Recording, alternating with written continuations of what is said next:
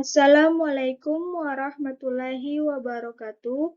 Perkenalkan, nama saya Nurnisa Suleman, kelas 3C, NIM 13142259. Di sini akan membahas materi isu-isu terkait psikologi manajemen pendidikan. Materi yang dibahas: 1. Ada kontroversi ujian nasional sepanjang masa. 2. Pakaian adat jadi salah satu pilihan seragam sekolah. 3. Lahirnya Undang-Undang Sidiknas Nomor 29 Tahun 2003 menandai terjadinya reformasi pendidikan. A. Kontroversi ujian nasional sepanjang masa. Kontroversi seputar UN berakar dari berbagai pelanggaran terhadap UU Sidiknas Nomor 20 Tahun 2003 tentang Sistem Pendidikan Nasional Sidiknas, berupa tindakan-tindakan yang bertentangan secara akademik dan yuridis atas dasar undang-undang tersebut. Beberapa pelanggaran disajikan berupa untaian butir-butir kritik sebagai materi bahasaan yang akan disajikan dasar untuk mencarikan solusinya.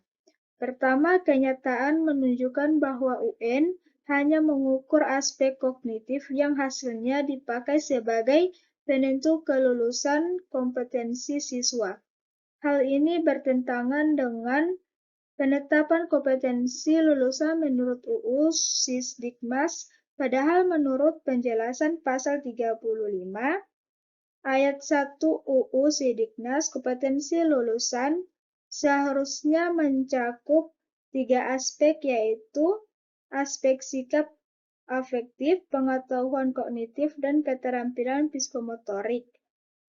Dengan demikian, kebijakan UN tidak dapat dijadikan standar untuk mengukur mutu pendidikan. Setuju ujian nasional dihapus. Pada awalnya, himpitan UN hanya dirasakan oleh kalangan pengelola sekolah karena khawatir banyak siswanya tidak dapat memenuhi standar kelulusan, tetapi belakangan justru masyarakat yang lebih sering menyerotinya. UN melahirkan kecurangan-kecurangan terhadap nilai UN dan kecurangan pelaporan-pelaporan pelaksanaan belajar dari daerah. UN menimbulkan kesenjangan pendidikan dan kesenjangan mutu pendidikan. Daerah tidak mungkin mengikuti standar UN dari pusat karena sarana dan prasarana belajar mengajar yang sangat terbatas dan pengalaman belajar anak-anak di seluruh Indonesia yang tidak sama. B. Pakaian adat jadi salah satu pilihan seragam sekolah. Dalam Peraturan Menteri Pendidikan, Kebudayaan, Riset, dan Teknologi Nomor 50 Tahun 2022 tentang pakaian seragam sekolah bagi peserta didik, jenjang pendidikan dasar dan pendidikan menengah. Dalam aturan terbaru ini disebutkan bahwa peserta didik dapat mengenakan baju adat pada hari atau acara adat tertentu. Pengenaan seragam baju adat ini berlaku mulai 7 September 2022. Pengaturan seragam sekolah terbaru ini bertujuan untuk menanamkan dan menumbuhkan nasionalisme, meningkatkan citra satuan pendidikan, menumbuhkan semangat persatuan dan kesatuan di kalangan peserta didik.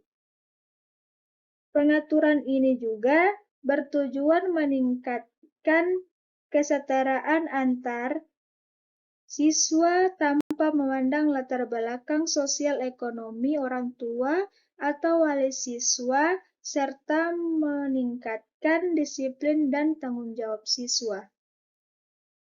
C. Lahirnya Undang-Undang Sidiknas Nomor 20 Tahun 2003 menandai terjadinya reformasi pendidikan. Secara normatif, kebijakan pemerintah Indonesia dalam upaya perbaikan kualitas pendidikan tercermin dalam Undang-Undang Republik Indonesia Nomor 20 Tahun 2003 tentang Sistem Pendidikan Nasional Pasal 49 Ayat 1 yang berbumi, dana pendidikan selain gaji pendidik, dan biaya pendidikan kedinasan dialokasikan minimal 20% dari anggaran pendapatan dan belanja negara (APBN) pada sektor pendidikan dan minimal 20% dari anggaran pendapatan dan belanja daerah (APBD). Dengan mengalokasikan anggaran pendidikan yang tinggi, diharapkan dapat menciptakan pendidikan yang baik sehingga mampu berkompetisi secara global dengan negara-negara di dunia. Perlunya reformasi sistem pendidikan.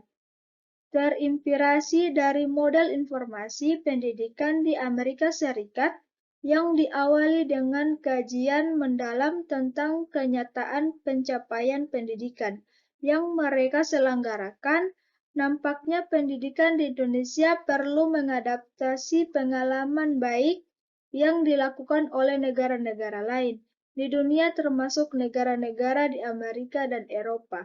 Berdasarkan model reformasi pendidikan, sebagaimana dilakukan oleh negara-negara besar tersebut di atas, maka dapat dipahami bahwa terdapat dua aspek yang memutilasi lainnya reformasi pendidikan, yakni satu aspek internal seperti kualitas pendidikan yang diselenggarakan, dan dua aspek eksternal, yaitu tuntutan perubahan global yang memerlukan penyesuaian sistem pendidikan sehingga sesuai dengan perkembangan zaman.